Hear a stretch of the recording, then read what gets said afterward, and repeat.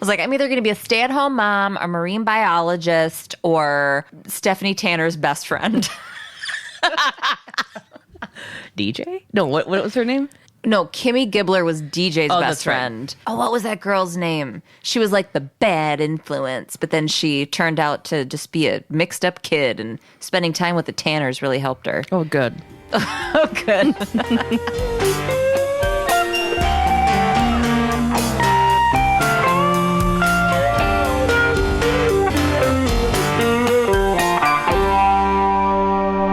Welcome to SVupod, Especially Heinous. I'm Tasha. I'm Gabe. We are on Season 2, Episode 6, Noncompliance.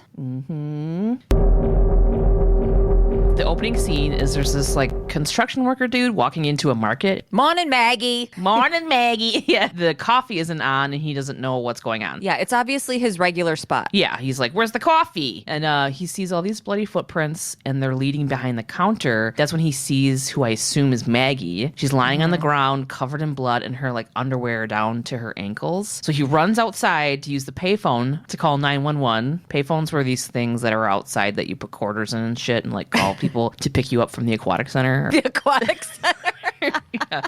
So he's calling 911 and he looks over by the trash and there's another body. Yeah, it's like a pair of khakis and dad shoes, like dad sneakers, on top of just a mountain of black garbage bags. Yeah. With a super bloody crotch. By a dumpster and it looks like the guy was like stabbed in like the balls or something. There's like a ton of blood on his pants in like the groin area. So this fucking construction guy saw like a lot of shit in like a really short amount of time. I also don't know how he didn't see the bloody footprints and stuff because they were on the floor when he walked in. It was everywhere. I said the same thing, and I went through his thought process. The reason he went to look behind the counter is because he looked down at the floor, and there was all this blood leading to behind the counter. And I'm like, well, it's your regular spot. I pretty much reenacted it as if I was a fucking forensics cop.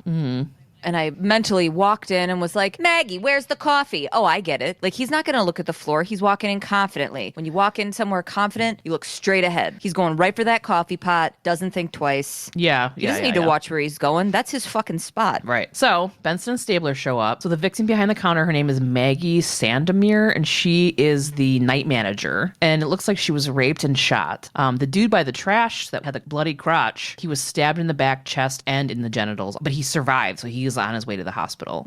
But he's a John Doe.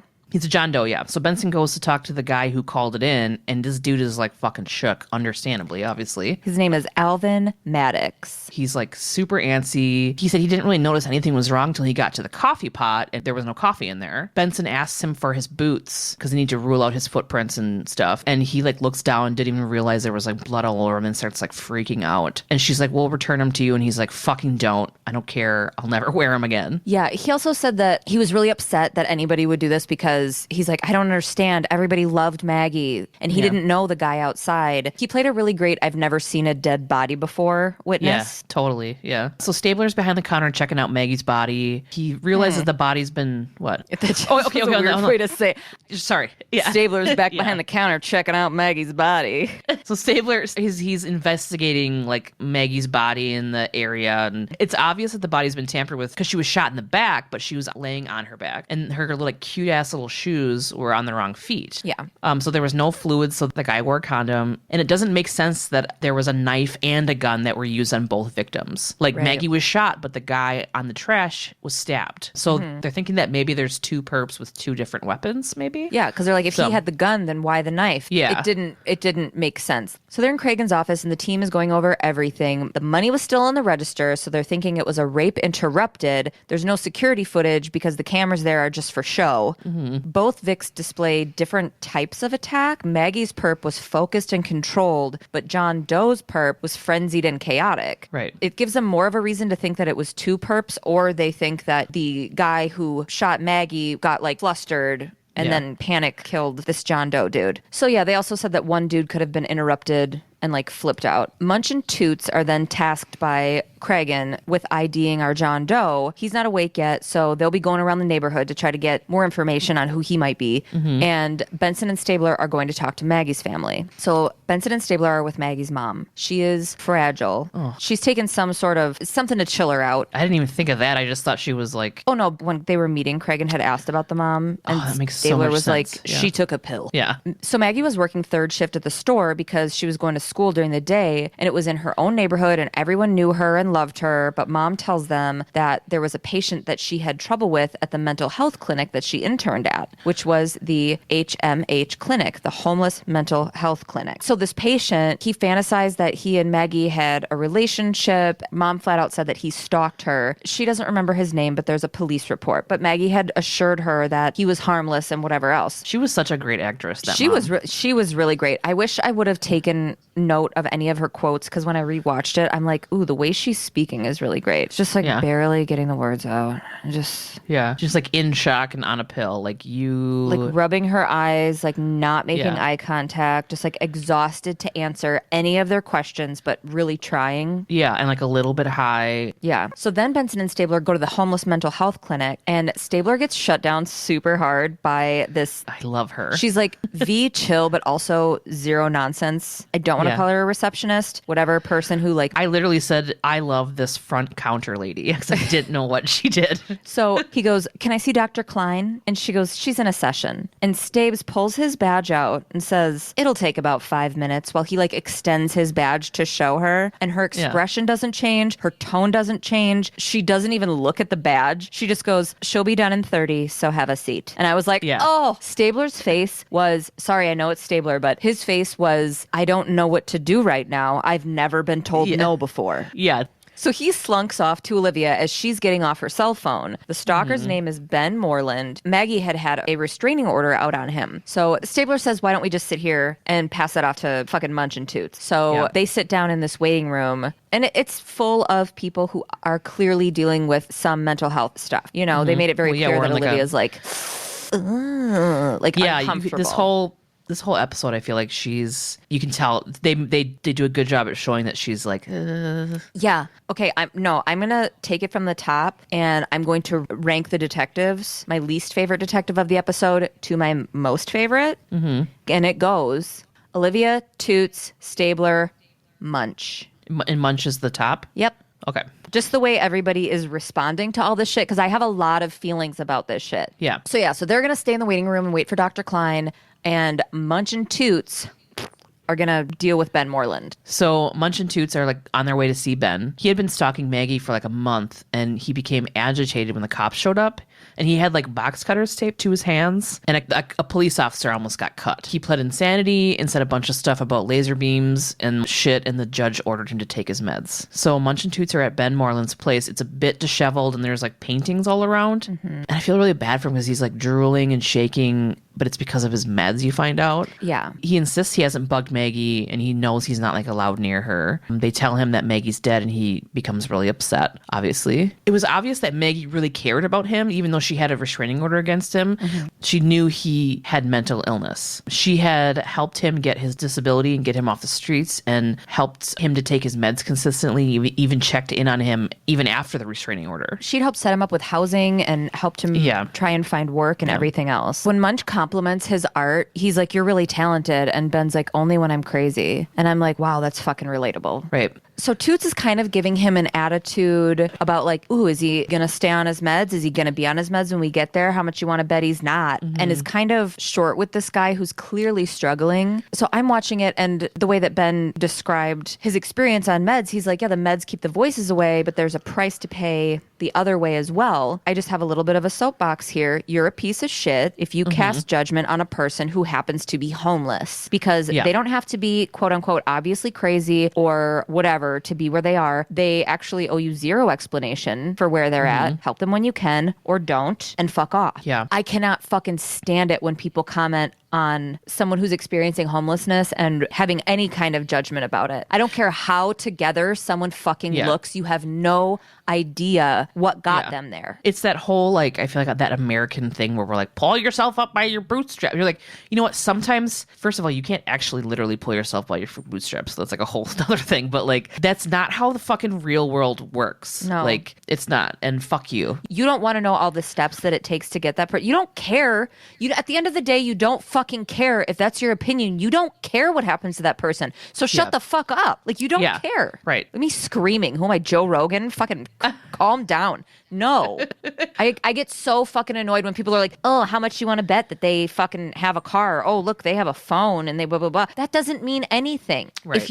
Are you going to give them a sandwich or not? You going to give them some cash or not? Like, you're not that. And if you do, shut the fuck up about it. I don't even know where I am. Now I have like a tingly forehead because I'm irritated. Okay. Now we're back at the clinic with Benson and Stabler. They're meeting with Dr. Klein. As usual, the doctor says that she cannot give them a list of Maggie's patients like they asked for. And as usual, they press by pushing the severity of the situation. She maintains a protective stance on the patients and says that they'll have to get a court order. Maggie was writing a thesis on a non-compliant patient, though, Mark Nash. And she's like, yeah, why don't you look into him before you fuck with my patients? Because apparently he refused to take his meds and was suffering with schizophrenia. Dr. Klein believed he could really, really benefit and be helped with meds and therapy, but Maggie advocated for a patient's right to choose whether they would or would not take medication. So then Dr. Klein is like, blah, blah, blah, that's all good and well that Maggie felt this way, but how can a sick mind recognize that it's ill? Yeah. And I'm like, that's a super loaded question. Yeah. But it is a good point, though. Yeah, it's like you get what she's saying, but yeah.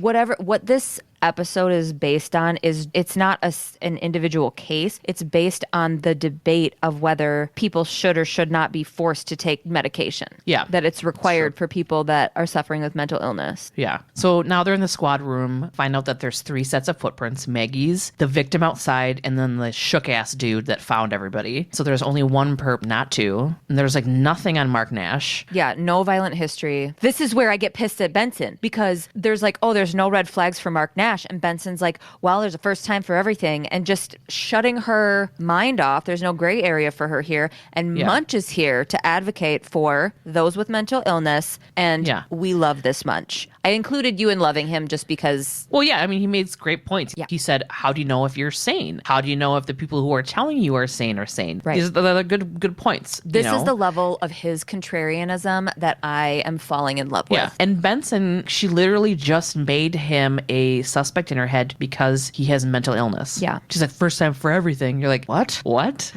So Munch says that it's a right to refuse medication. And then Benson disagrees and says that for the public safety, not taking meds shouldn't be an option. So there's an interesting debate going on. Yeah. And then they get a phone call and John Doe is awake and out of surgery. So Munch and Toots skedaddle to the hospital. They're like trying to get that statement. Right. The doctor's kind of like, chill out. He's like super groggy. He like comes to a little bit, but he is super groggy. His name is Earl Miller. I have the stupidest joke here. I wrote Earl, ew. I wrote Munch forgetting his bedside manner at a Chomsky lecture or some shit. Asked the doctor, hey, does he still have all his parts? Oh.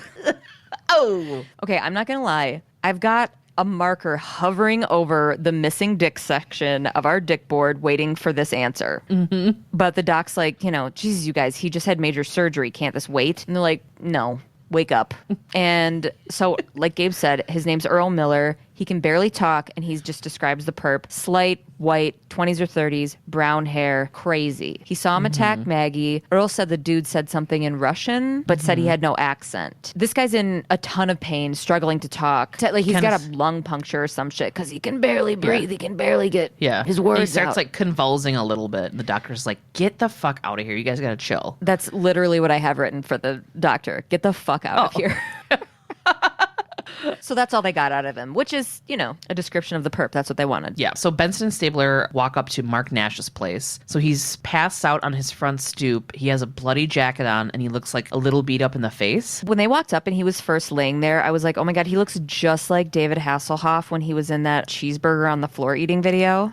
No. What? Just for like a half second, like right when they walked up. I'm like, oh, So he starts talking about Russian stuff, but without a Russian accent. Benson wants to see his hands, and he fucking pulls a knife, but Benson grabs him. Benson and Stabler arrest him, and then Benson picks up his knife for evidence. He's super zoned out, and he's like, seems like he's not lucid. Yeah. And the way he's speaking, it's like the way I imagine somebody who's really into LARPing would talk, or like D&D. That's not a dig. It's just like, that like of another realm sort of speak. Yeah, they almost do like a little British accent for like Middle Earth, and you're like, what? Yeah, like it's a Middle Earth-ish. Yeah. Where are you from? Middle Earth? No, that's not. It's like, where do you guys want to hail for lunch? McDonald's or something. The Donald of Sir Mac? I don't know. I don't know anything. I've never LARPed before. I would like chicken tenders and french fries.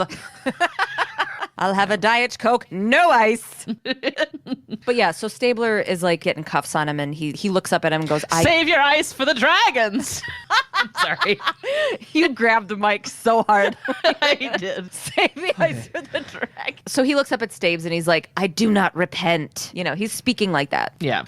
Benson and Stabler have Mark in the interrogation room. He smells super boozy. He's upset and in handcuffs. And he admits to stabbing Earl. Mm-hmm. The fucking guy in the hospital. And he's like, and I hope he's dead. They show him a picture of Earl, and he like, Nash kind of loses it and runs at the wall. No. What? After he confessed to stabbing Earl, she picks up a picture of Maggie on the floor. Oh. And shows him that. It was so, like, there was zero bedside manner. Like, she didn't care about his mental health. I got the names mixed up, I bet. Yeah, she put that in his face, and then he like tore off. Yeah. And Stabler comes up to him and he's like trying to calm him down, but dude starts screaming. Mm-hmm. Like, they obviously like need help with the situation, like somebody that with like some mental health training. I literally put, wow, girl, you guys need like a weekend course or get a specialist in there or some shit. Where's fucking Skoda? No shit. Yeah. He's turtleneck shopping.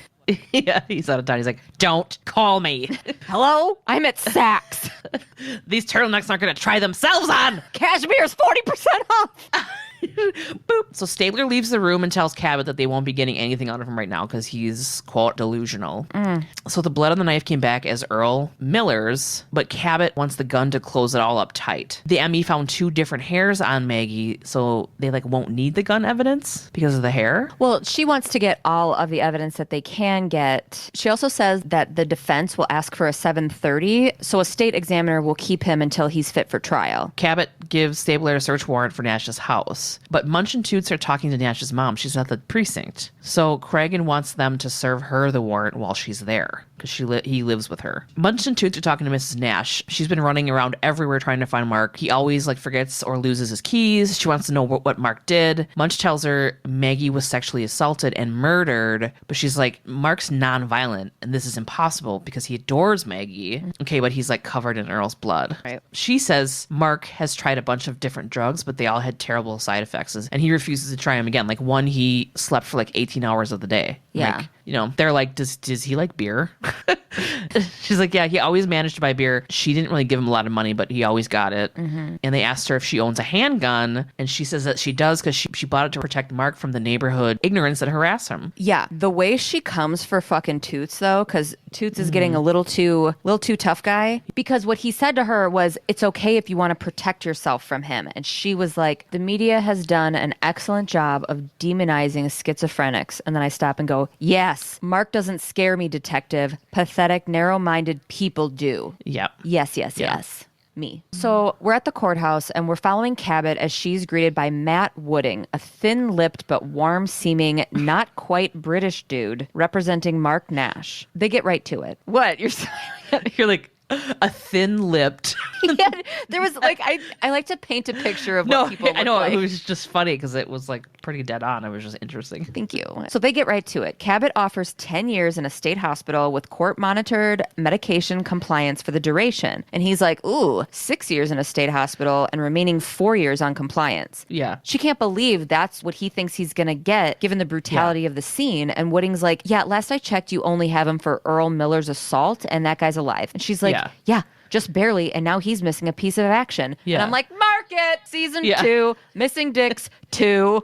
So yeah, Cabot doesn't really want to budge, but she gives in slightly. So she's like, 8 inside and 5 on compliance. but the deal's off the table if she's the one that finds the gun with Mark's prints. Yeah. So the lawyer's going to go talk to Mrs. Nash about it. He seems like a really good lawyer, though. Yeah. Like, I think he's the family lawyer who really knows them. Yeah. I mean, there's literally nothing in the episode that says that, but like that's what I felt like too. Mm-hmm. So they're at Mark Nash's house. Nash's mom owns a 38, so they're looking for it. They find Mark's like room or his area, and it's got like stuff everywhere, like cutouts, art, etc. Yeah, it's very chaotic. Yeah. And then Olivia says, quote, "It just seems nutty to her." And I just want her to like shut up this whole episode. Mm-hmm. Like I love her, and I know that's like fucking heavy thing to say about Benson, but we have to hold her to the standards that everyone else is held to. Like Olivia now, in the year now, she would never fucking be like that. No. She's learned, she's grown, she's the captain for a reason. Now. Yeah. They're really like hitting it home that she's not comfortable with mental health issues. Mm-hmm. Stabler kind of calls her out on how she's acted in the interview with Nash. Yeah, in a real like passive aggressive dad way. Yeah, that she was like pushing too hard and she doesn't see why it's a big deal. Then Olivia tells us why she's being weird.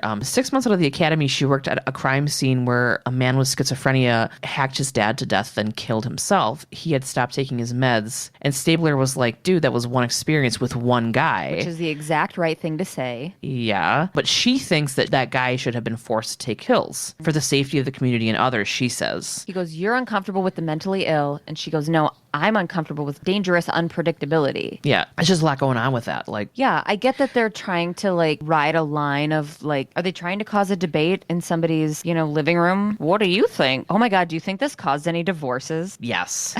This episode. SVU has caused so many divorces and so many marriages, I'm sure. Oh yeah, for sure. Do you know how many people have been like, hey, you want to come over after work and watch some SVU with me? And then they just got married because there was so much to watch that, hey, we're together forever. Yeah. And then later got divorced because of an SVU episode that they didn't agree with.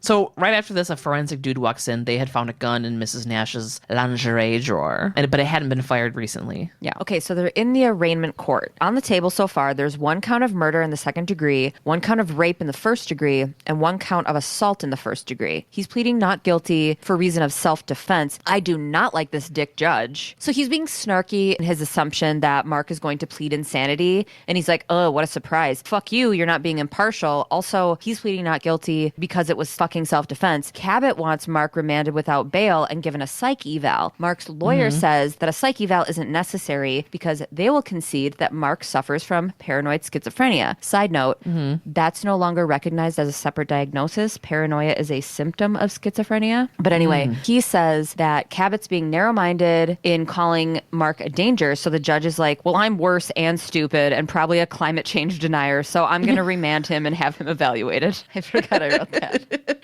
I really hated that fucking judge. Mark's lawyer makes a note that he has the right to refuse medication and basically gets a sure Jan response from the judge, who I hate. So Skoda is talking with Mark at the jail. He's in his new finely knit cashmere turtleneck that he got for 40% off at Saks. Mark is very agitated, rocking, breathing irregularly, rubbing a piece of fabric on his sleeve, seemingly for comfort. He says he doesn't want to take meds and lists all of the possible side effects of antipsychotics. He presents as very paranoid. Right. And Skoda does a really good job of keeping Mark talking, even though it's not being like fruitful of information. Yeah. Because he's not in this place of lucidity that we're in. He says to Skoda, he goes, don't look at me. You can see the books in my head. And Skoda goes, what are the books? And Mark says, prognostication. I do it before I see it, and that's exactly like I saw it. And he keeps talking about a safe. They talk about what happened to Maggie. Mark is aware of what happened to her, but never says that he did it. He just says he knows that she was raped and murdered. He says that Maggie understood him and his hatred for his mother. And if it wasn't for his mother's suffering, he could end his own. He's really fucking smart.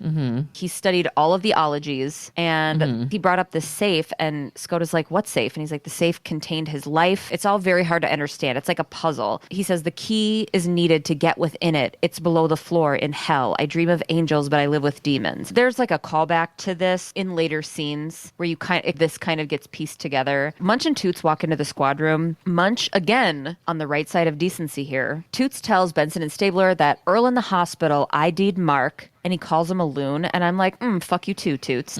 Bottom 2 this week. Like, they give a shit. They're in my bottom 2, and I'm in my basement storage closet. Right. Munch isn't happy he says that. And he's like, dude, words have power. And he's like, that's karma. You're going to get Alzheimer's. And I'm like, ooh, ouch. It was like, really damn. brutal. But I mean... But it turns out that Ben Moreland's prints were found at the crime scene. And in case you don't remember, Ben Moreland is the guy who Maggie had a restraining order against. With all the paintings in his apartment. Yeah. Also, the hairs found on Maggie's body were not Mark Nash's. So that's important. And Olivia's like, I still think he's terrible. You're like, fuck off. So Munch and Toot walks up. Munch and Toot... I can't drink any more of this drink. She's like, Munch and Toots are making back out. at the Moreland's billing, and Toots should take his shirt off. I'm just kidding. I don't. That was a glitch in the Matrix, and I don't feel that way. And I have to cut out all of that Tekashi 6ix9ine shit I've said for the last 2 weeks because I'm like, who was that bitch? So anyway, Munch and Toots are walking up to Moreland's building. All of his art is outside, leaned up against the building. And his landlady is out there sweeping the stoop. She's got like box dye red hair, and she's short. It's short really red hair, short, choppy lunch lady hair. She's got like a muumuu, and you can tell that she's smoked since she was like 11. So she's like, I can let you have that one real cheap. And Munch flashes his badge, and he's like, it's not yours to sell. And she goes, Mr. Moreland is 3 months behind on his rent. Toots reminds her that there is an eviction process. I followed every step. Furniture's mine and so's the art. Moreland signed an agreement before I put him out. He said it was like Picasso paying for his meals. Jesus, Tasha. What? It's just good. You're good at it. I studied her. Oh, yeah. They're like, take this shit off the fucking sidewalk or we'll fucking fine you. Yeah, she's like, ah, jeez. With her face. She doesn't say it. Benson and Stabler are back talking to Maggie's boss, Mrs. Klein. She said she also hasn't seen Moreland since the stalking incident with Maggie. And she had referred him to a different clinic, but that clinic also hasn't seen him in like 2 weeks. And she's like, I don't have time for this right now. So Stabler is getting fucking irritated, and he's like, look, fucking cancel your schedule or I'm charging you with aiding and abetting a fucking suspect. And she's like, what charges? And I'm like, can they do that? Yeah. And then he like kind of calms down, and he's like, we don't want you to reveal like your privileged info. Just tell us where he fucking like hangs out or something. And she's like, okay, well, he used to hang out at this place called the Shepherd's Flock Shelter. That was when he was homeless. So then there's like a classic walk and talk. Stabler gets a phone call, and turns out Ben Moreland's in the tombs for destruction of private property, which just means jail, right? Yeah. Yeah. So it cuts to Benson and Stabler in the interrogation with Moreland. They had found his prints in the store where Maggie was. So he admits to killing Maggie, and I'm like, what? Then he requests to do his time at this place called Creedmoor. And I'm like, I'm not on board immediately as soon as he confessed. And he was like, yeah, they have like paint therapy and all this stuff. He said he went to talk to Maggie to ask her to talk to the doctor that they had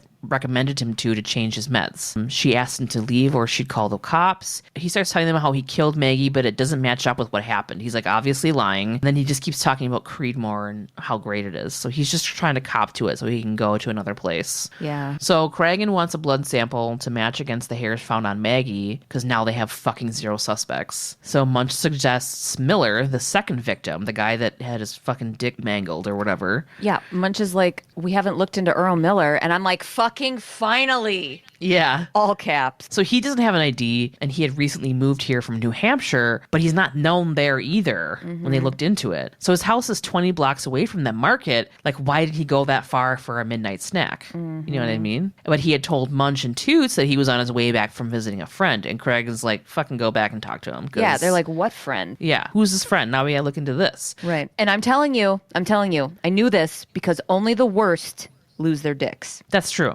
That's true. It's never not been true. Yeah. I'm sorry to point at you so hard when I say that, but it's never not been true.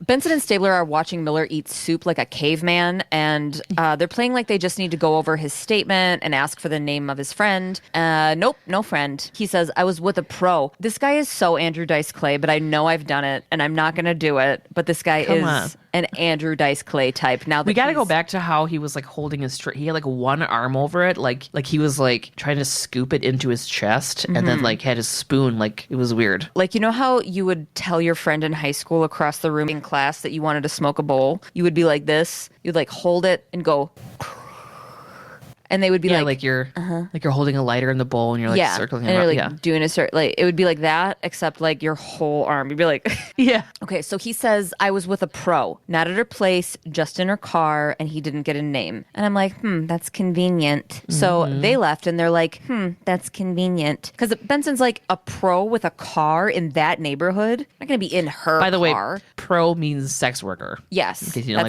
Yes. Then they also took note of how he ate. Benson called it convict posture. Yeah, it's like you're like protecting. You like have your arm over the tray, and you're like trying to eat it without anybody. You're like protecting it at the same time.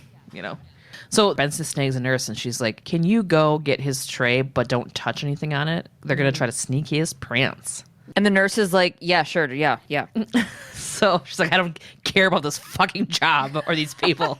So they're in the squad room. It turns out Miller's prints belong to a guy named fucking Earl Gilmore. Here we go. He did 7 out of 12 years in Sing Sing for armed fucking robbery. So they think Miller came in to steal and quote unquote does Maggie. And I need them to stop calling rape as quote unquote does. Yeah. They're like, you think he's the doer? You're like, can you not? Right. Nash walks in, fucking stabs him. Mark witnesses it and shredded his stem. And I'm like, woof, visual presentation. Cragen wants Munch and Finn to go grab his prison files at Sing Sing and talk to anybody who fucking remembers Miller. Yeah, and Toots is like me as a teenager, and he's like, why do we have to go? Why can't we just call them? I know, Cragen like looks up and he's like, just fucking do it. It's like, don't fucking question me. And he also wants Benson and Stabler to go square everything up with Cabot so they can get a DNA profile from Miller/Gilmore and compare it to the DNA at the scene. Right. Because they fucking know it's going to match already, but there's a chain of evidence that they have to go through to get there. Yeah, okay, yeah. So Munch and Toots are at Sing Sing. They're talking to the warden about Earl Miller. The warden's being kind of weird. He's like, oh, he didn't get into much trouble, at least nothing serious. Well, and he even says, yeah, you could have just called and I would have sent this shit over. Right. What we didn't say is Cragen had said he wanted them to go because there is stuff that doesn't make it into the files that you need to ask around. Yeah. To get some information you might not be able to get just from the straight files. Right. Because Cragen is a seasoned detective. Right. /captain. I am going to finish my drink. Yeah. So Munch and Toots are like, well, we want to like walk around and talk to some of the guards on the block. And the warden's like, nah,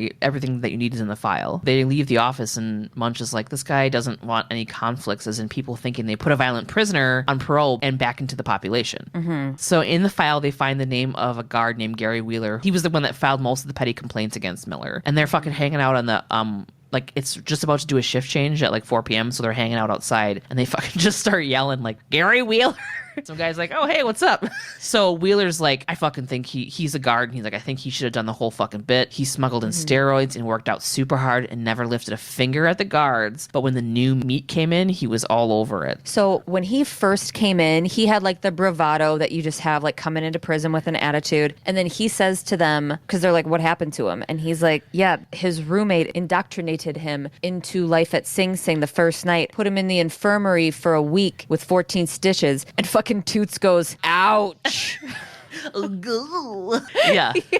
But it turned, I mean, his ouch took like 4 seconds to say. Basically what this guy, Gary, the prison guard is saying is like fucking Earl was like raping everybody. All the new folks. So they're like, now we have proof that he's a rapist. Right. Now they're in Cabot's office. So the blood matches the hairs, but she's like, don't arrest him yet. Don't arrest Earl yet. It's all circumstantial. There's no fucking murder weapon. And she says that Nash isn't a credible witness to rape because of his mental illness. She needs the gun. She actually does need the gun. Yeah, she wants to close that window on any reasonable doubt. Mm-hmm. Benson and Stabler go back to outside of the convenience store where Earl Gilmore was found in the trash where he belongs. Mm-hmm. Like it's literally piles of trash by a dumpster. Mm-hmm. They figure he ditched the gun in the trash when he collapsed, but the trash was picked up a week prior at this point. So they're going to go to the sanitation department because it's needle in a haystack time. Right. So they are at the sanitation department. I fucking love this guy. I loved this guy. This guy's acting. I ticked off everything about what he was doing. I'm like, this guy was living this fucking role. Yeah. This guy was this guy. This actor was this guy for at least a month for this scene. It was fucking glorious. Yeah. So they're at the sanitation department with probably the floor manager or whatever the title is for the dude in charge here. Mm-hmm. I'm loving all of the blue collar characters in this episode, by the way. Like, Alvin from the beginning. Yeah. He's like, oh, Maggie, my coffee. Like, I love all of them. This dude is like on top of his shit too. Like this is his job. He knows where all the trucks offload, like onto the barge. He takes pride in this trash. He's very confident he can help them find whatever. Yeah. He's like, whatever you're looking for, we'll find it. Look, even with 800 tons of garbage in a barge, I know what each of my trucks offloaded. We'll just cart it to Staten Island and have the hazmat guys sift through it. When do we do the pickup? Oh my God, my cheeks hurt so bad because I'm smiling so hard. Yeah.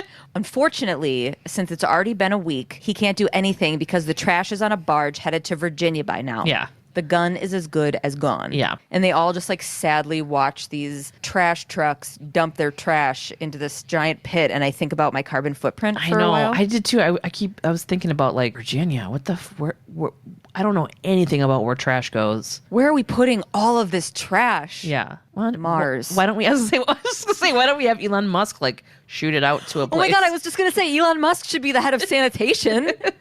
We should be putting trash on those new ships going out into the space. Yeah, we don't need to going out into the space. Ever heard of it? You can't breathe up there. I can't drive to bed.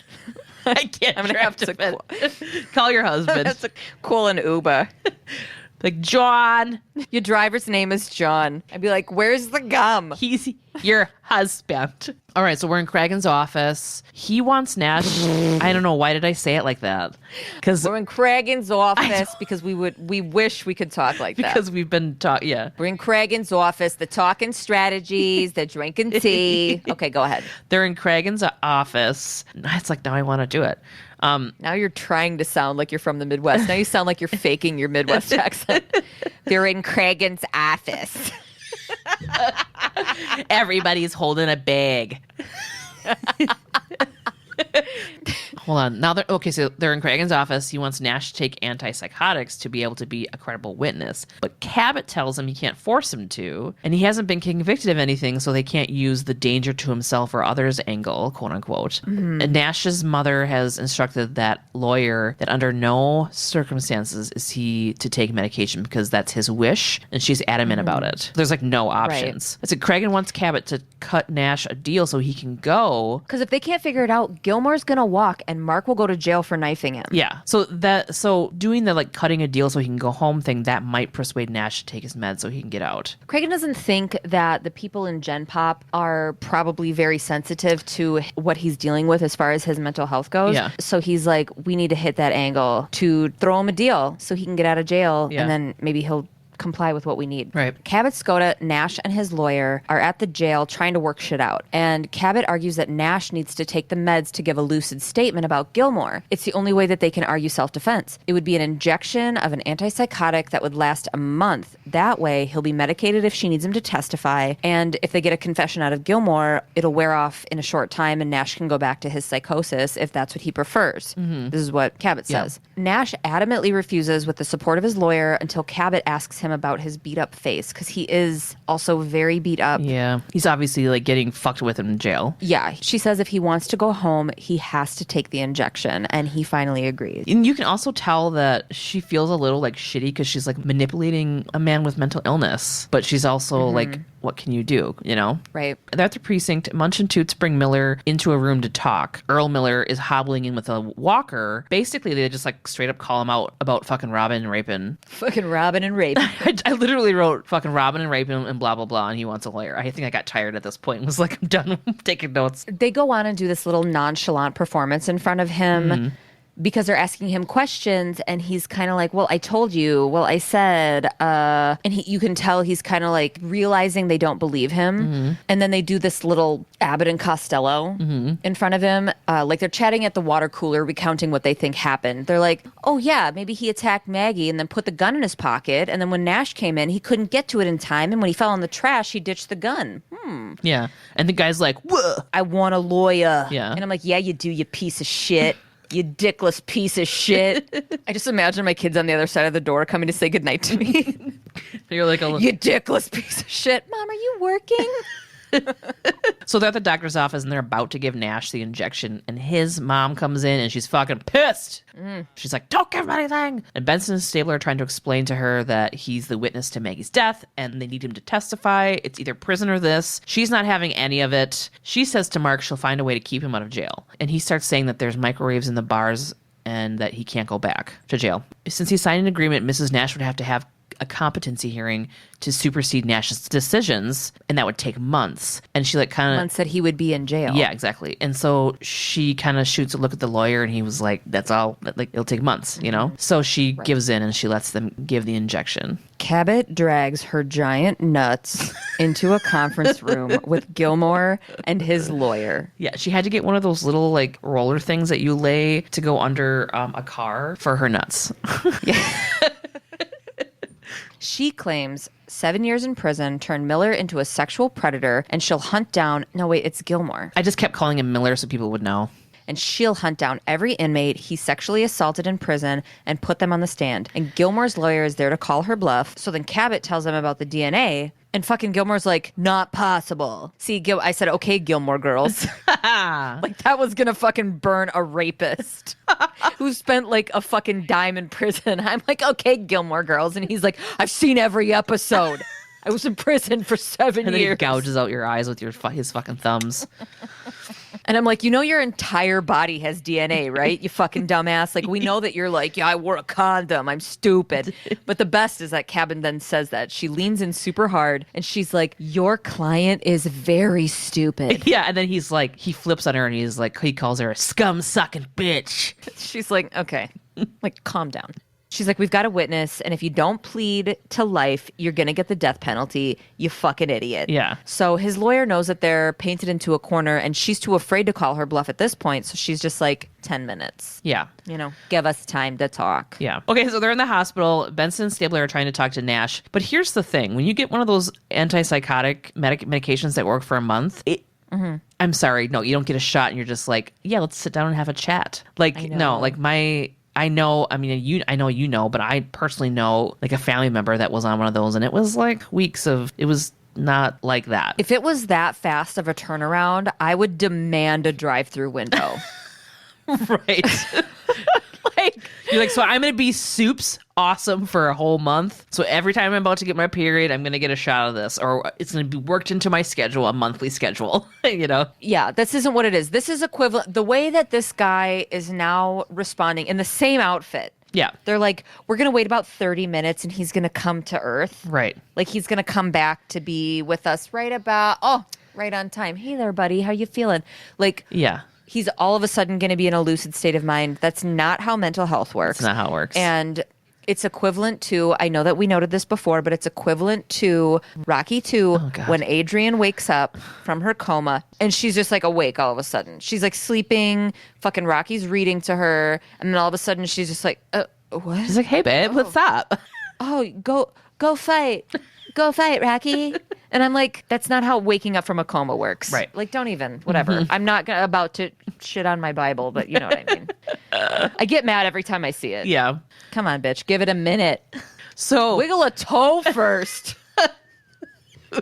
So Nash starts talking about how he was in the cold case looking for beer, as per usual. And then he heard this like loud pop and he saw a guy standing over Maggie. He said her pants were down, but she wasn't moving. He didn't see him rape her, but he knew he did it because he was exposed. Nash grabbed the knife and stabbed the guy, not knowing if Maggie was alive or not. The dude tried to fight, but Nash stabbed him lower, as in his junk. And he didn't want anyone to see Maggie like that, so he did what he could to put her shoes on and like flip her over and stuff. Yeah. And as soon as Gilmore went down, Nash went to Maggie. So he's like, I didn't see him leave, but he didn't want her to be seen that way. Yeah. Yeah. And then he said he had to get out of there. And they were like, why didn't you call the police? And he's like, my friend was dead. I mean, this guy, like, this was a beautiful scene. Yeah. This actor. I was going to Google it too, because like there were a few actors in it that I was like, oh, I want to. Oh my God. I love that meme that person made that was like, this is Gabe and Tasha. That Mary made? Yeah. Hi, Mary. Yeah. That was funny. I was like, oh my God. I know this that she is put so it in the true. group. I wanted to post it on our Instagram, and I was kind of like, what is that supposed to mean? No, to me. Because you're like, I'm watching, it's, okay, so it's this meme, and it's Emma Stone and Ryan Gosling, probably from whatever that fucking movie they were in together. The one where she's like half Chinese and then they like save jazz together, and you're like, no. I never watched it because I was like, no. Saved jazz together. Or blues or something. Something that they don't have right saving. Yeah. But yeah, it was like her staring off intently, and Mary had changed the text to say Gabe watching SVU, and then Ryan Gosling is like talking to the side of her face, like emphatically. That's funny that you took it that way, because I was like, this chick thinks I'm a fucking idiot. I don't know who anybody No, is. see, I took it neither of us has any self-esteem, because then it said over that was Tasha explaining where we've seen every actor before. And see, I took it as, and I knew it was, and I thought it was funny and cute, and I knew it was a joke and everything, but then I'm going to take it the next step and I'm going to read into it, and I'm like, what does this mean? I am wildly annoying, and everybody knows that. It's like, nobody, actually, if there was a thing that was a walking actually, it would look like me, and it would have glasses like me, and it would just constantly be like, actually, he was in fucking Mighty Ducks 2. No. Not 1. No. It's so weird how we took it the different way, because I was like, oh, they all think Tasha has her shit together, and I'm just this idiot that she has to tell everything to, because I don't know anything, and I can't do anything right. It's like... But also, we thought it was really cute, and we loved it. Let's do this. Anyway, I didn't sleep for days. Thanks, Mary. Hi. Okay. So they're in the room with Miller and lawyer. Cabot comes in. She's like, the deal's off the table. Miller's going to death row, and they fucking arrest him. Yeah, she like high kicks the door of the conference room open. When the door flies open, her leg is still above her head. She's so pumped. Okay, so then this is so adorable. Benson and Stabler are getting hot dogs at a street vendor cart. I hope this guy has enough relish. Stabler's phone rings. No dogs. Hospital. That's what I have for the scene. I liked how she was like, I thought we were going to dinner. He's like, we are. She's like, I thought we were going to sit down somewhere. And he's like, what are you talking about? We can sit in the car. Yeah. And Stabler's wearing a fucking Newsies hat for some reason. It's very cute. Oh my God. I saw that and I'm just like, oh my God, Gabe's going to get such a boner over this shit. That's like such like a, Gabe's like, oh my God, that makes you look 50. Oh God. Yeah, so they're not going to get hot dogs. Here we are with our new SVU coroner Warner, Tamara Tooney. Yes. That fucking meme was so right, because I write, this is where we meet fucking what's her face. That's what I have on my notes. Because you know I'm going to fill it in? Cool, because I couldn't remember her name, and then I knew that you would. Yeah, because I was like... Okay. So Nash took off his belt and put it around the hospital bedpost and hung himself. The meds made him lucid, but he couldn't face a reality he wasn't used to living in, and nobody fucking set him up with therapy for that for some reason. So they see Mrs. Nash, and they're like, we're so sorry, and she's like, go to hell, because duh. Olivia's super confused, by the way. She's like, what? But why would he... Yeah, you're like, whatever. I did not like her this episode. I didn't either. I'm not sorry about it either. Fucking come for me. She's the queen, but you know what? She's also a human.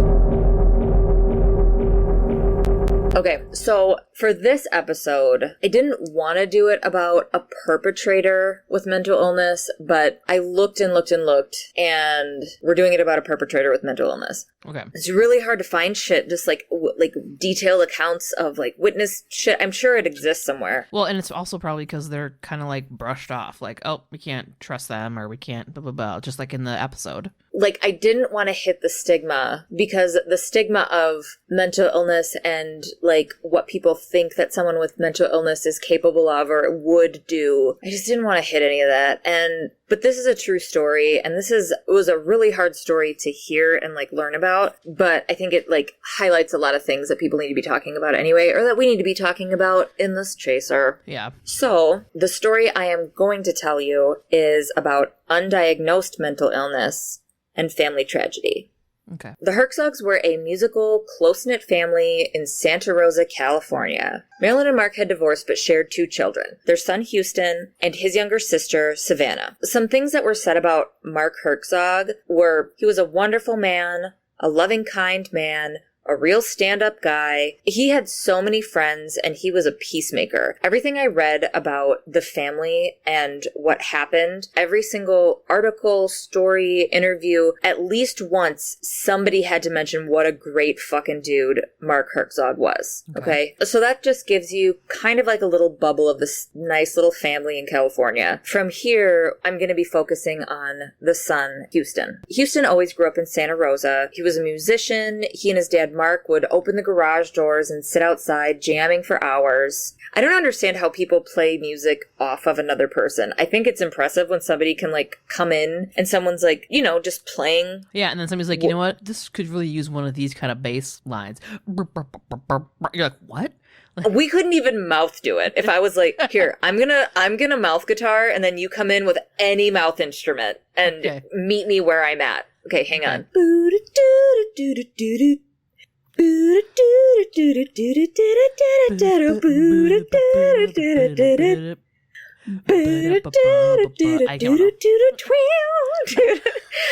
I'm like, was that a mouth harmonica? A harmonica is a mouth harmonica. Yeah. So they're in the garage jamming. When Houston graduated high school, he was living with his mom, Marilyn, and after he graduated from Santa Rosa High School's Art Quest program and began taking classes at SRJC. Santa Rosa Junior College. Yeah, it is. Yeah. Was I too impressed by that? Yes, it was Santa Rosa Junior College. What year was this? 70s, right? No, dude. No, this was like 5 years ago. Oh, what? So after he graduated from Santa Rosa High School's Art Quest program and began taking classes at Santa Rosa Junior College, he began displaying new behaviors that were drastically unfamiliar to his friends and family. Annette Keyes was an aunt of his. She noticed a few things in this short period of time, changes in Houston. She noticed that he read Kant and Nietzsche obsessively. He would sit down and watch a movie with the family and then go off in like the first half hour and be alone on the computer. Those things aren't really concerning, but they're things that she noticed because they weren't like him, you know? Yeah. It was a progression that was slow enough that was kind of like, what's going on with him? You know, at first. He's like a teen, early 20, right? Like going into college? Yeah, young adult, you know, barely out of high school. Houston quit his band and continued to play music, but kept to himself alone in his bedroom. He continued to isolate more and more. There was an instance where his aunt, Annette Keyes, was visiting from Ohio. Houston, Annette, and other family members were in a car accident where Houston was the driver. And when the accident happened, instead of checking on the passengers after the impact, he looked over at his aunt and asked about the sandwich that he had sitting on the seat between them. Oh, wow.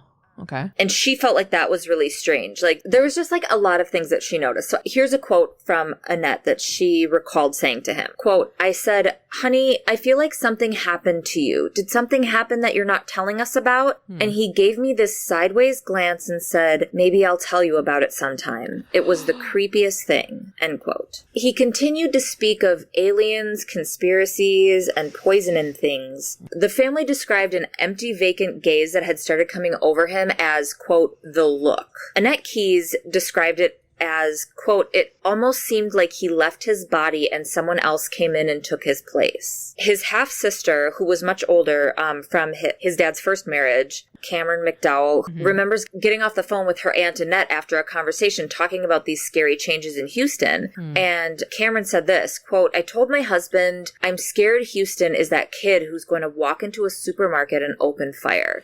Like, this is how intensely concerned his family had become for him. Yeah. Okay. In March of 2011, Marilyn, Houston's mom, started taking him to see Dr. Dennis Glick, a private psychiatrist. Dr. Glick made notes suggesting Houston displayed symptoms of major depression, developmental issues, and schizoaffective disorder. So, unfortunately, instead of probing into the schizophrenic symptoms, Dr. Glick concentrated on Houston's depression and prescribed him an antidepressant. Houston was also abusing Adderall that he stole from his mom, and apparently he had stopped for a while after he was on the antidepressants, but he picked it back up in June of 2011. And this went on periodically until Marilyn had had enough and told Houston he needed to move out of her house and go live with his dad, Mark. Okay. On November 19th of 2011, Houston came back to his mom's house, and Marilyn said that when he got there, quote, he had that look in his eye, and he said, I feel really violent. I said, are you afraid you're going to hurt me? Like, how scary to be a mom and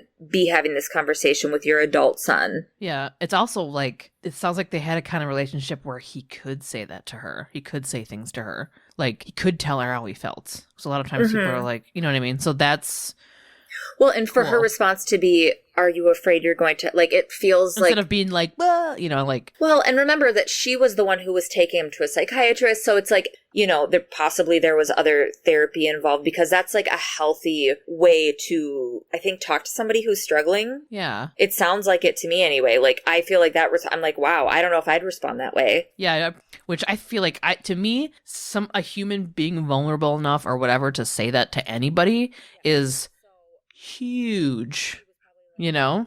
So then she followed him out into the garage, where he turned around and grabbed her by the arm and threw her back into the garage, locking the door. Through the door, he asked her if she was afraid of him. She said, quote, "No, you're my child. I love you and I trust you." Oh my God, who the fuck is stomping around up there? Can you hear that? Oh, yeah. Oh, you know what it is? They're playing Daddy Robot. That's what it is. Of course. I'm like, quit being such a good dad and sit down and ignore them so we can be quiet down here. Okay. Through the door, he asked her if she was afraid of him. And she said, quote, "No, you're my child. I love you and I trust you. And I don't think you're going to hurt me." She also said to him, "If you're feeling violent, go out and run. Run around. It's dark out and nobody will see you. Just run as fast as you can. Go up the hill. Just run." She's like trying to help him and just couldn't. So he unlocked the door and ran from the house. Marilyn went in and checked her purse, and she found more Adderall missing. After all of this, Marilyn called her therapist, who told her to call the police because Houston had assaulted her. He said that she could have him 5150'd. 5150 is a specific California Welfare and Institutions Code which allows a professional person designated by Fresno County to take you to an approved psychiatric facility for involuntary 72-hour treatment and evaluation. This person could be a police officer or perhaps a crisis mental health worker. Is that like the same thing in Florida or where they call it being Baker Acted? Or yes. Okay. It's just the code, the 5150, so then they use it as a verb. Yeah. Marilyn called Mark and let him know what happened and what her therapist had told her to do. Marilyn recalls the conversation. She says, quote, "He said, no, please don't call the police." I said, "Why not?" And he said, "They shoot those kids. Please don't call them. That's my son." Just an aside, just really quick, this is a fine example of needing funding within the police to have mental health professionals in the field. Yes. Yes. Fuck yes. Oh. Family members all recall similar conversations with Mark. They'd talk 5150 for Houston, and Mark would say he'd look into it, but he never wanted to call the police to follow through on it because of multiple cases that he was familiar with where parents had called police for a 5150 and their child was shot and killed. A few examples of that. In 2007, 16-year-old Jeremiah Chass was shot 11 times in his driveway by sheriff's deputies after his mom made a distress call for a psychotic break. A month later, Richard DeSantis' wife called police for a 5150 because he was having a bipolar episode. He ran out of the house when police arrived and was shot dead, unarmed, in front of his home. In 2008, 24-year-old Jesse Hamilton was suffering from schizophrenia, living in a group home. When a staff member called 911 during a break, Jesse was shot and killed. Right. So that was the one thing that kept Mark from getting immediate help for his son. Yeah. And something awful happened. So I read this article called A Picture of Tragedy by Rachel Dovey, and in it, she had said this, quote, "The nonprofit Treatment Advocacy Center reports that police kill mentally ill people in so-called justifiable homicides 4 times as often as they kill people who are not mentally ill." So Mark was terrified to lose his son and had said that he was uncertain how Houston would react to police presence, so he just couldn't do it. He did write a note on his calendar for the week of November 21st, which was really chilling. It just said, "Get help for Houston." Around 1 a.m. on November 21st, Houston stabbed his father, Mark, in the kitchen of his home. Oh.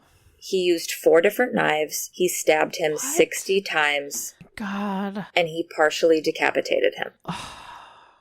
17-year-old Savannah was home during the attack. She raced by her father being brutally murdered to lock herself in a room and call 911. The police arrived and Houston said unequivocally and plainly, "I killed him." He also said to the police, the look in his eyes, "I had to." Houston would go on to be diagnosed with schizophrenia. A psychiatrist testified during the trial that the psychotic break that caused the attack was brought on by the onset of schizophrenia. Okay. The National Institute of Mental Health defined defines schizophrenia as a chronic brain disorder that afflicts roughly 1% of the American population. It stems from a combination of genetic and environmental factors and is often characterized by paranoia, hallucinations, and a lack of interest in socialization. It typically exhibits between the ages of 16 and 30, although the National Institute of Mental Health cautions that most people with schizophrenia are not violent. Certain tendencies like delusions of persecution can lead to violence. It's a long-term mental disorder involving a breakdown in the relation between thought, emotion, and behavior, leading to faulty perception, inappropriate actions and feelings, withdrawal from reality and personal relationships, into fantasy and delusion, and a sense of mental fragmentation. Okay. So my aunt has schizophrenia. Okay. It started to set in for her around 17. I remember periods of her being medicated and periods where, she hasn't been. And when I was a kid, we would all be at my grandma's for holidays. And I remember small things, like nobody talked about it, of course. Nobody talked about it. There were times when she was medicated that it was almost more sad to see her that way because she would be so over medicated. Like you couldn't connect with her. Yeah. Just like the guy. Oh, yeah, like I drool all day or I sleep 18 hours a day. Like I can't, But at other points, she wouldn't be medicated and her paranoia would create a space where she couldn't manage to live in an apartment because part of her paranoia was that there was wiring in the walls and the government was watching her and the family and medical professionals were working for the government and there were all kinds of things like that. So when she would have housing and stuff. And that's why I get so pissed about people judging people that are experiencing homelessness because I remember when my aunt would be missing or my aunt would be homeless and we knew that she wasn't on her medication. And so it was just I know people are out there judging her and they're they don't know her fucking story and how fucking hard it is for her to be on medication. Yeah. Why would anybody choose to be homeless? Well, my aunt in her mind was not safe in this apartment, in this, She's on the run from the fucking government or whoever. So Houston continued to have paranoid delusions in prison. TV's speaking to him, the prison being a concentration camp. Dr. Abrams writes in a report dated November 1st, 2012, quote, with a very high degree of medical certainty, I believe that Mr. Herczog was insane at the time of the killing. Of course. So they had all talked to Houston about what he was experiencing in those moments. Houston said, quote, evil was frantic, squeezing my mind. I had to stop it. It wasn't my dad. He said that he thought his dad was speaking symbolically and in code. He said when he started stabbing his dad, Mark seemed to be plastic and not real. He had also said that he was performing an exorcism with a cardboard version of Mark. All three psychiatrists that worked with him came to the same conclusion. A verdict of not guilty by reason of insanity was appropriate in this case. And it was a crazy haul to get his plea allowed. Some in the court system make it really clear that they don't even believe that that's a thing, even though it's the law. Mm-hmm. The insanity plea. Yeah. And the majority of the family was behind Houston. His aunt and Mark's sister, remember Aunt Annette, the one from Ohio? Yeah. Said, we're not crying for blood. We're crying for mercy. Yeah. Houston was facing 25 to life with the charges of first-degree murder, but was found not guilty by reason of insanity and sent to Napa State Hospital. Okay. So remember the chaser I did where we talked about the indefinite sentences given to people found NGRI? Yeah, kind of. Okay. Well, it was the one where John Hinckley Jr. was diagnosed with schizophrenia and spent time in a facility as opposed to prison. Yeah. The guy that was obsessed with what's her face? Jodie Foster. Jodie Foster from Taxi Driver, yeah. So, in Napa State Hospital, Houston was properly medicated and lucid for the first time. And he would just lay in bed and cry over what he had done to his dad. Oh. Here's a fucked up thing, though. If Houston had gone to prison with the minimum sentence, regardless of his lucidity, sanity, etc., he would be out before he turned 50. But, according to his hospital paperwork, they have to let him out by his quote-unquote top date, which is December 31st, 2600. 587 years post-admission. What? Yeah, so here's the debate. An unmedicated and undiagnosed Houston did this awful, terrible thing. Mm-hmm. Now, properly medicated. He is in a facility indeterminately. His cousin wrote this incredible piece for the New York Times about how fucked up the system is of mental health facilities and rehabbing those who suffer with mental illness and have committed crimes. Like, the system is broken there. The link to that and all of my other sources are in the episode notes on our website, svupod.com. I would encourage you to go read that because it's svupod.bomb.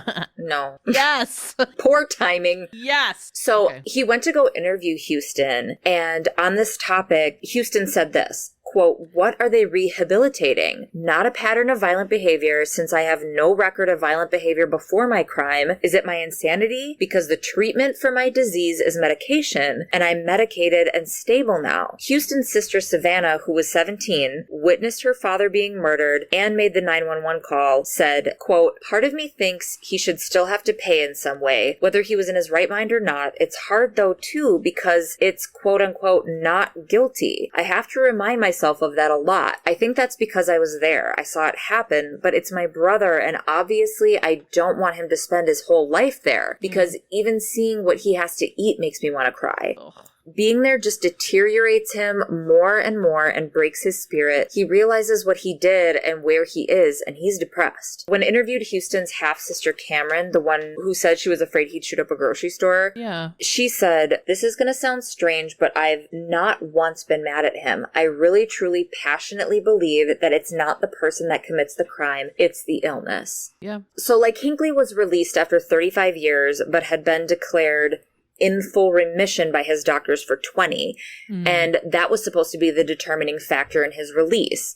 Chris Slobogan, director of the Criminal Justice Program at Vanderbilt University Law School, says even if a mentally ill person has committed a crime, it doesn't mean they're going to do it again. This is a group of people that are incredibly stigmatized and misunderstood in terms of how dangerous they are. Yeah. So Houston, he's being held, even though he was found not guilty. The thing that they needed to regulate was they needed to create a place where he could find a level of, reasonable sanity. And they did that, but he's continuing to be held in this institution indefinitely. Does that make sense? No. It's fucked. W. Lawrence Fish is a consultant at the National Association of State Mental Health Program Directors, and he's a former director of forensic services for Maryland's Mental Hygiene Administration. And he said, people who are found NGRI tend to go back out into the community, and they tend to do really, really well. If you provide treatment of illness and provide the supports they need, then they don't reoffend. So he wouldn't have done this if he was in his right mind, and there's a way for him to be in his right mind. And now that he is, he's just stuck.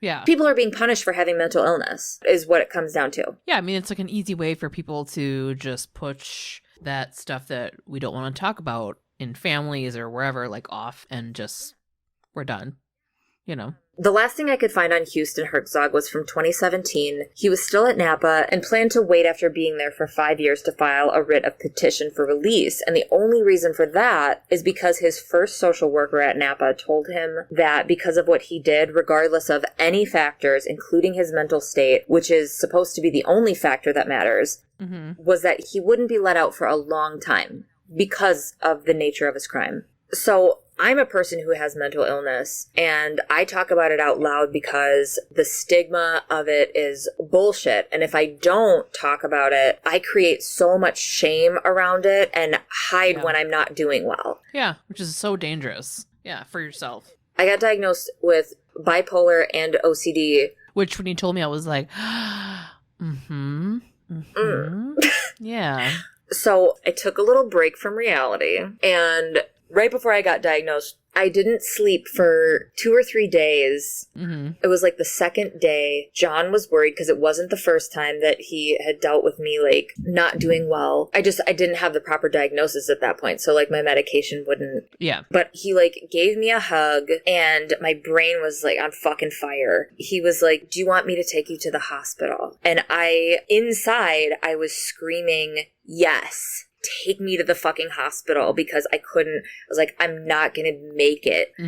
But out loud, I said, no, no, just like hoping that he would hear the inside. Mm-hmm. But I was too afraid, like, because of the stigma around it. Yeah, I didn't want to be on a psychiatric hold. First, this is before I got diagnosed, so I didn't want to hear that there was something more wrong with me than I thought, because I'm just like, I have anxiety. And it's like a fun little personality trait. Mm-hmm. I'm a quirky girl. Like, oh, I'm just quirky, and like, I think about killing myself a lot.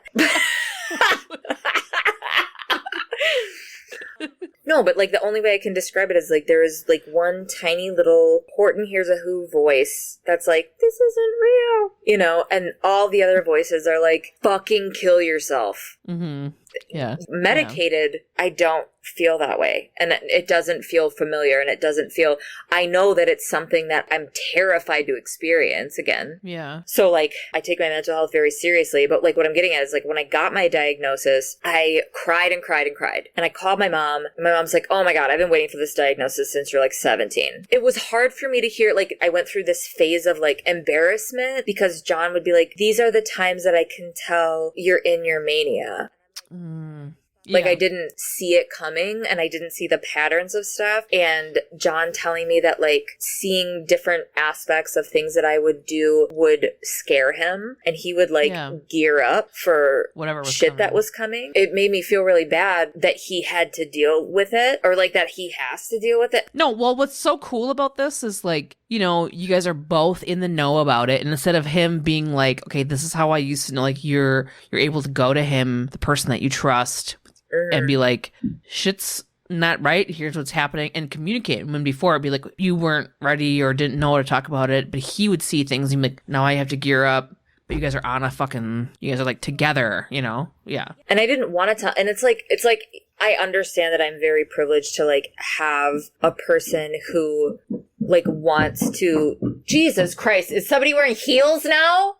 Did you hear that? Yeah. Fucking horseshoes. Clip, clap, clip, clap. It's probably Darla. But so, no, we have like open communication about my mental health, which sometimes I hate. You know, if someone's sick, it can be separated from who they are. Yep. It's so hard to, even for myself, when I know that there's like a mental illness aspect to like certain behaviors that I might exhibit, it's still hard to myself not connect it with who I am. You know what I mean? Yeah. Sorry, nobody's funny that's not mentally ill. It's worth it, right? Yeah, I'll take it. I'll take the terrifying breaks from reality for like a laugh here and there.